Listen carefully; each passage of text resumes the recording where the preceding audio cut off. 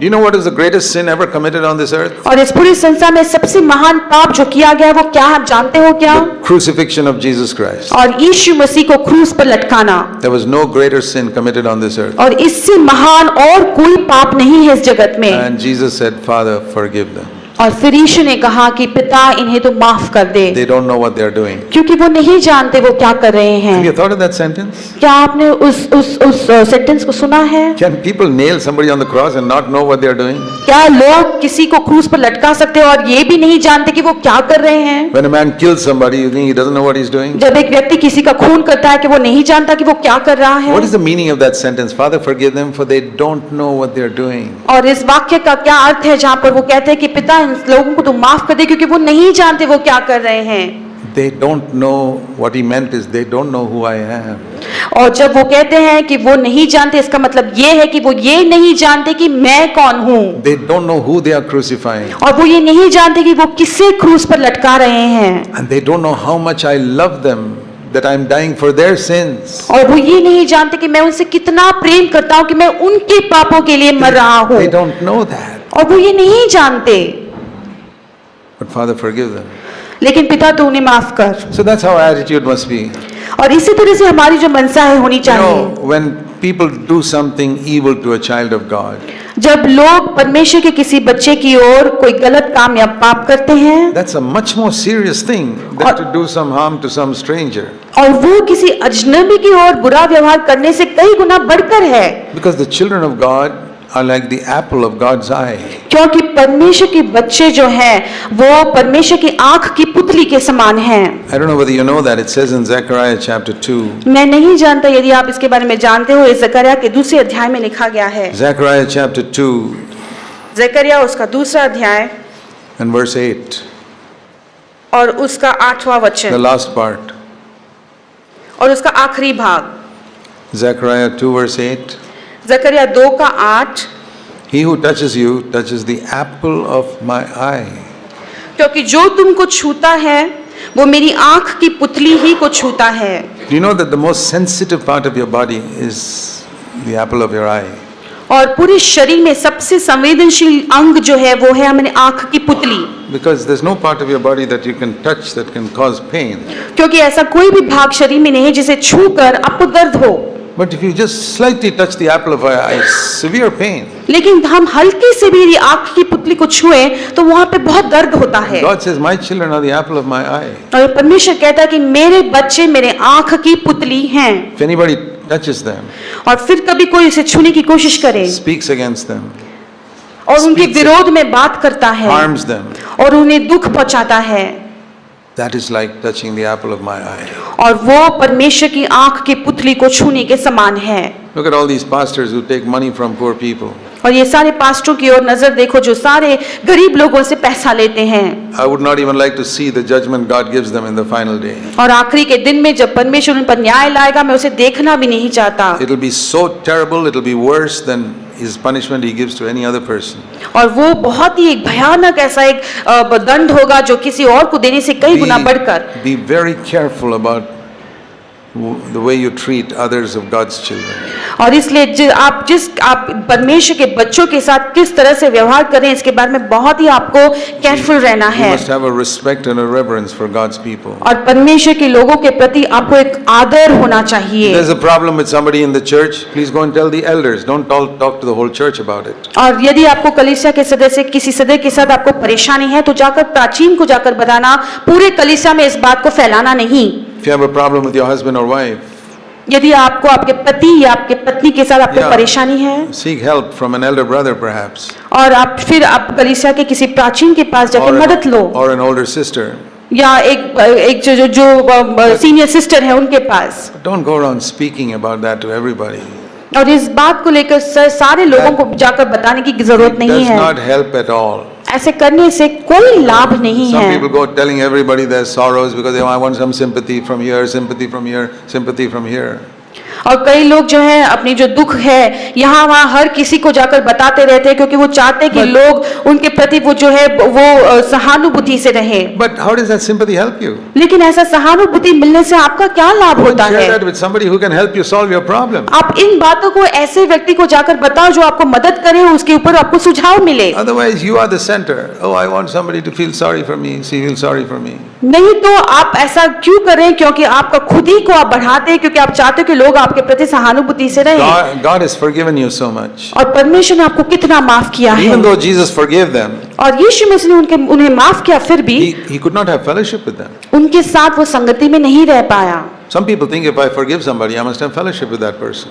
और कई लोग सोचते हैं कि यदि मैं किसी को क्षमा करता हूँ तो मुझे उनके साथ संगति में रहना ही जरूरी है। We have to forgive everybody. We have fellowship with very few. लेकिन ऐसा नहीं है, हमें हर किसी को माफ करना है, लेकिन कई चंद लोगों के साथ ही हमें संगति में रहना है। Forgiveness and fellowship are two different things. और क्षमा करना और संगति में रहना ये बिल्कुल दो अलग अलग बातें हैं। That we see in the life of Jesus. और इसे हम यीशु के जीवन में हम देखते हैं। There was nobody he did not forgive. और ऐसा कोई व्यक्ति नहीं था जिसे यीशु ने माफ नहीं Even किया। when they called him devil, he said, "It's all right, you're forgiven." और जब लोगों ने यीशु को शैतान करके पुकारा, फिर भी उसने उन्हें माफ But he किया। didn't have fellowship with them. लेकिन वो उनके साथ संगति में नहीं Fellowship था। is a very much deeper thing. और संगति का मतलब बहुत ही गहराई हर अर्थ है उसका। We can be friends with people, but fellowship is much deeper. हम लोगों के साथ दोस्त बनकर रह सकते हैं, लेकिन संगति जो है वो बहुत ही गहराई का एक अर्थ है। So I'm just telling you, faith is like getting married to Jesus Christ. और इसलिए मैं आपको सिर्फ ये बता रहा हूँ, विश्वास का मतलब ये है कि यीशु मसीह के साथ हम विवाह के बंधन में बंध जाते हैं। We give ourselves to Christ हम अपने आप को यीशु मसीह को हवाले करते हैं and say, Lord, like this girl getting married, Lord, I'm yours for life. और जिस तरह से ये लड़की का शादी होता है उस तरह से परमेश्वर आजीवन के लिए मैं तुम्हारा हो जाता हूँ। All my life, I never want to forget what type of woman I was before I got married. और मैं मेरे पूरी जिंदगी भर ये बात को कभी नहीं भूलना चाहता हूँ कि शादी के पहले मैं किस तरह की स्त्री थी। So I want to be merciful to everybody who I meet. और इसीलिए जिस किसी व्यक्ति से मेरी मुलाकात होती है मैं उनके साथ दया के साथ रहना I चाहता can हूँ। have fellowship with very few. लेकिन मेरी जो संगति है बहुत ही See, चंद लोगों के साथ होगी। I found in my life that I can really have close fellowship only with those who are going in the same direction. और मैंने मेरे जीवन में ये देखा है कि मैं सिर्फ उन्हीं लोगों के साथ संगति में, बहुत ही करीबी संगति में रह सकता हूँ जो उसी दिशा में जा रहे हैं जहाँ पर मैं जा रहा हूँ। I look at all the different churches in the world like different buses. और इस सारे जगत में जो भिन्न भिन्न कलीसियां हैं उन्हें अलग अलग बस के समान मैं देखता हूँ। Bus number 101 और बस क्रमांक 101 or bus number 203 और बस क्रमांक 203 or 318. और बस क्रमांक 218, They're all going in different directions. ये सारे अलग अलग दिशाओं में जा रही हैं। I want to get into a bus which is going to take me where I want to go. लेकिन मैं उसी बस के अंदर चढ़ूंगा जहां पर मैं जहां जाना चाहता हूं वो दिशा में वो बस जाए। I'm not saying bus people sitting in bus number 203 or 203 are all bad people. मैं ये नहीं कह रहा हूँ कि जो लोग बस क्रमांक 203 में बैठे हैं वो सारे बुरे हैं, Or people sitting in that church are all bad people. No, no. या लोग उस कलीसिया में जो बैठे हैं वो बुरे हैं। You see, why you got into this church? People ask me, why do you get into this church? और फिर लोग मुझसे पूछते कि तुम ये कलीसिया में क्यों I आए? say, that's because this church is going the direction I want to go. क्योंकि ये कलीसिया उस दिशा में जा रही है जहाँ पर मैं जाना It's चाहता like हूँ। asking me, why did you get into this bus? और वो समान है जिससे हम पूछे कि आप ये बस में क्यों चढ़े? That bus is nothing wrong with that bus, but it's going in some other direction. और वो बस में तो कोई खराबी नहीं है, लेकिन वो गलत दिशा में जा रही है। The direction that the Bible says God has planned for us is to make us like Jesus Christ. और वो जो दिशा जो पवित्र शास्त्र में बताता है वो ये है कि परमेश्वर चाहता है कि वो हमें यीशु के समान बनाए। Romans 8:29. और रोमियो के 8:29 में We are predestined, it says here, to be conformed to the image of His Son. और पहले से नियुक्त किया गया कि हम जो है यीशु मसीह के सदृश हो जाएं। Romans 8 and verse 29. रोमियो का 8 उसका 29वां वचन, क्योंकि जिन्हें उसने पहले से जान लिया है उन्हें पहले से ठहराया भी है कि उसके पुत्र के स्वरूप में हो। See, that's Hindi is so clear.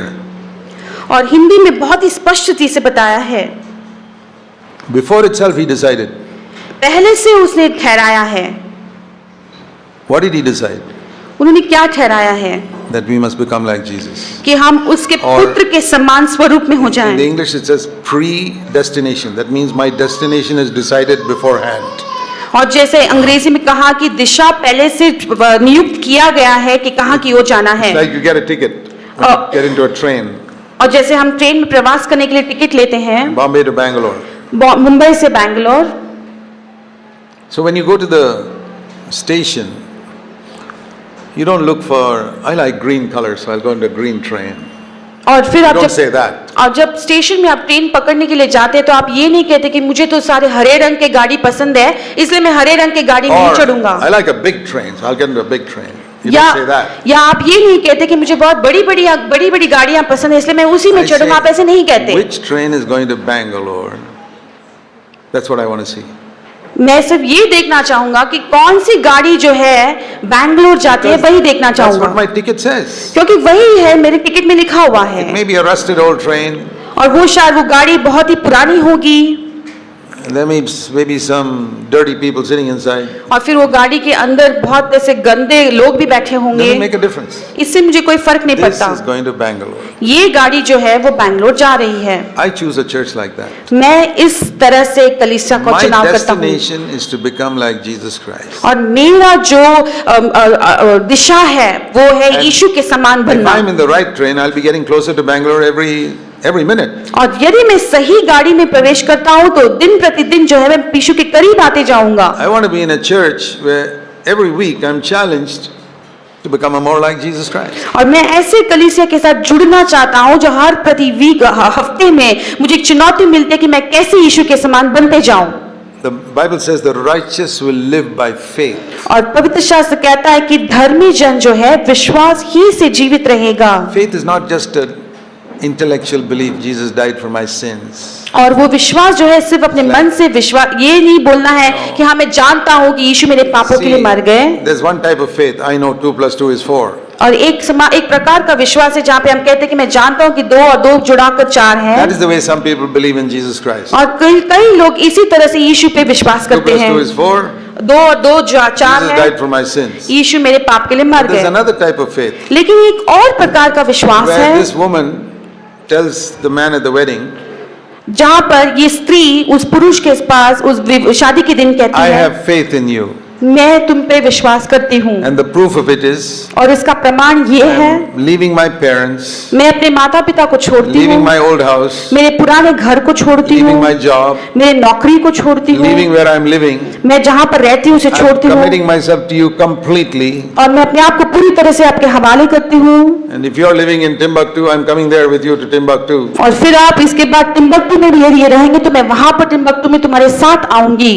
And I'm with you now for the rest of your life. मैं अब से लेकर And my मेरे जीवन के तुम्हारे जीवन के मेरे जीवन के अंतिम सांस तक मैं तुम्हारे साथ हूँ। That is another type of faith than 2 + 2 is 4. और ये वो 2 जुड़ाकर 4 के विश्वास ही बिल्कुल अलग वाला विश्वास है। So I want to ask you, how is your faith in Jesus Christ? It's just like you believe He died for my sins, He rose again, He's coming back. That is like 2 + 2 is 4. और मैं तुम्हें ये पूछना चाहता हूँ कि तुम्हारा विश्वास किस प्रकार का विश्वास है? क्या वो ऐसा है कि मैं विश्वास करता हूँ कि यीशु मेरे पापों के लिए मर गए, वो जी उठा है और मेरे लिए आ रहा है, तो ऐसे यदि है तो वो 2 और 2 4 के समान है। Or is it like this woman who gives herself completely to this man and says, this is it या for the rest of my life? या आपका विश्वास उस स्त्री के समान है जो पूरी रीति से अपने पूरा जीवन जो है उस पुरुष के हाथ में समर्पण करती है और वो So, कहती है कि ऐसा ही है। The reason why some people have very unsatisfactory Christian life, और कारण बहुत सारे मसीह लोग बहुत ही निष्फल जीवन जीते हैं उसका कारण ये है because their faith in Jesus is like 2 + 2 = 4, that type of faith. क्योंकि उनका विश्वास यीशु के ऊपर जो है वो बिल्कुल उस विश्वास के समान है कि 2 और 2 जुड़ा 4। So I want to encourage you to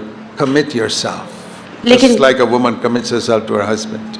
लेकिन मैं तुम्हें प्रोत्साहन देना चाहता हूँ कि तुम अपने आप को पूरी तरह से समर्पण कर लो, बिल्कुल उस स्त्री के समान जो उस पुरुष से कहती है कि आखिरी सांस तक मैं तुम्हारे साथ रहूंगी। And the greatest proof of it is this.